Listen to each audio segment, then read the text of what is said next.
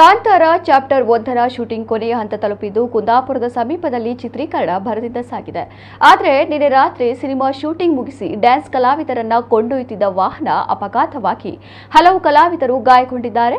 ಕೊಲ್ಲೂರು ಹಾಲ್ಕಲ್ ಮಾರ್ಗದಲ್ಲಿ ಈ ಘಟನೆ ನಡೆದಿದ್ದು ಜಡ್ಕಲ್ ಮಹಾಲಕ್ಷ್ಮಿ ಕ್ಲಿನಿಕ್ಗೆ ಹಲವರು ದಾಖಲಾಗಿ ಚಿಕಿತ್ಸೆಯನ್ನ ಪಡೆಯುತ್ತಿದ್ದಾರೆ. ಈ ನಡುವೆ ವಾಹನ ಪಲ್ಟಿ ಆಗಲು ಚಾಲಕ ಕಾರಣ ಎಂದು ಚಾಲಕನಿಗೆ ಕಲಾವಿದರು ಹಲ್ಲೆ ನಡೆಸಿದ್ದು ನಟ ನಿರ್ದೇಶಕ ರಿಷಬ್ ಶೆಟ್ಟಿ ಮಧ್ಯಪ್ರವೇಶಿಸಿ ವಿವಾದ ಅಂತ್ಯಗೊಳಿಸಿದ್ದಾರೆ.